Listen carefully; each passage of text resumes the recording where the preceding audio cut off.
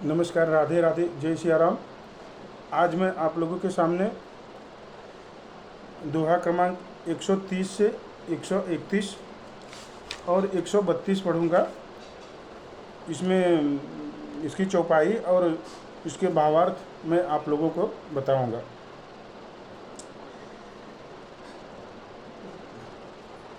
अवगुण तजि सबके गुण गहई, विप्रधेनु हित संकट सहई।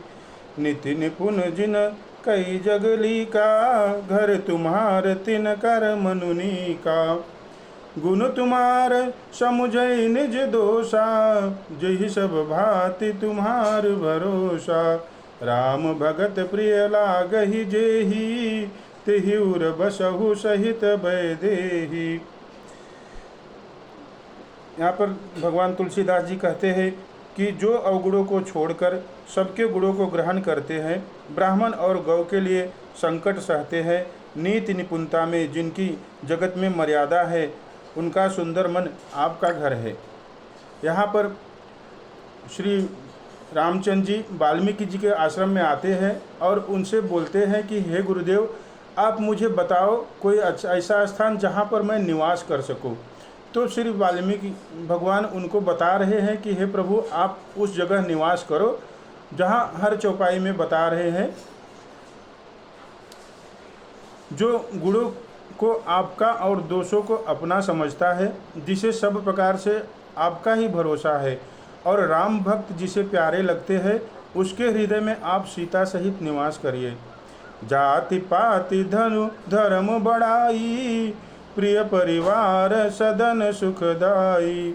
सब तज तुम ही रहई उर लाई, तेहि के हृदय रहउ रघुराई। जाति पात धन धर्म बड़ाई, प्यारा परिवार और सुख देने वाला घर, सबको छोड़कर जो केवल आपको ही हृदय से धारण किए रहता है, हे रघुनाथ जी, आप उसके हृदय में रहिए। सरगु नरकु अपबरगु समाना, जह तह देख धरे धनुबाना। करम बचन मन राउर चेरा, राम करहु तेहि के उर डेरा। स्वर्ग नरक और मोक्ष जिसकी दृष्टि में समान है, क्योंकि वह जहाँ जहाँ केवल धनुष बाण धारण किए आपको ही देखता है, और जो कर्म से वचन से और मन से आपका दास है, हे राम जी, आप उसके हृदय में डेरा डालिए। जाहि न चाहिए कबहु कछु, तुम सन सहज स्नेहु। बसहु राम निरंतर, तासु मन जो राउर निज गेहु। जिसको कभी कुछ भी नहीं चाहिए और जिसका आपसे स्वाभाविक प्रेम है, आप उसके मन में निरंतर निवास करिए। आपका घर वही है। दीन दयाल बिरध सम भारी, हरहु नाथ मम संकट भारी। एहि विधि मुनिवर भवन दिखाए, बचन सप्रेम राम मन भाए। कह मुनि सुनहु भानुकुल नायक, आश्रम कहु समय सुखदायक। चित्रकूट गिरि करहु निवासु, तह तुम्हार सब भांति सुपासु। शैल सुहावन कानन चारु, करके हरि मृग बियग बिहारू। इस प्रकार मुनि श्रेष्ठ वाल्मीकि जी ने रामचंद्र जी को घर दिखाए। उनके प्रेम पूर्ण वचन श्री रामचंद्र जी के मन को अच्छे लगे। फिर मुनि ने कहा, हे सूर्यकुल के स्वामी, सुनिए, अब मैं इस समय के लिए सुखदायक आश्रम कहता हूँ। आप चित्रकूट पर्वत पर निवास करिए, वहाँ आपके लिए सब प्रकार की सुविधा है। सुहावना पर्वत है, सुंदर वन है, वहाँ हाथी, सिंह, हिरण और पक्षियों का विहार स्थल है। नदी पुनीत पुराण बखानी, अत्रि प्रिया निज तप बल आनी। सुर सरधार नाउ मंदाकिनी, जो सब पातक पोतक डाकिनी।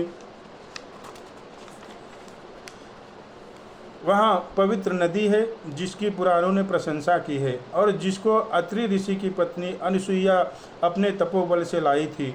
वह गंगा जी की धारा है, उसका मंदाकिनी नाम है। वह सब पाप रूपी बालकों को खा जाने के लिए डाकिनी रूप है। अत्रि आदि मुनिवर वसु बसहि, करहि जोग जप तप तन कसहि। चहु सफल श्रम सब कर करहु, राम देहु गौरव गिरिवरहु। अत्रि आदि बहुत से श्रेष्ठ मुनि वहाँ निवास करते हैं, जो योग जप और तप करते हैं, शरीर को कसते हैं। हे राम जी, चलिए सबके परिश्रम को सफल कीजिए और पर्वत श्रेष्ठ चित्रकूट को भी गौरव दीजिए। दीन दयाल बिरध सम भारी, हरहु नाथ मम संकट भारी। चित्रकूट महिमा अमित, कही महामुनि गाई।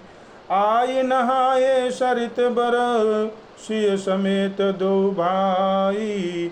दीन दयाल बिरध सम भारी, हरहु नाथ मम संकट भारी। महामुनि वाल्मीकि जी ने चित्रकूट की अपरिमित महिमा बखान कर कही। तब सीता जी सहित दोनों भाइयों ने आकर श्रेष्ठ नदी मंदाकिनी में स्नान किया। इस तरह मैंने आज 2 दोहा पढ़े हैं चौपाइयों के साथ। आशा करता हूँ कि आप लोगों को अच्छा लगेगा और आपसे कमेंट की भी आशा करता हूँ। जय सिया राम, राधे राधे।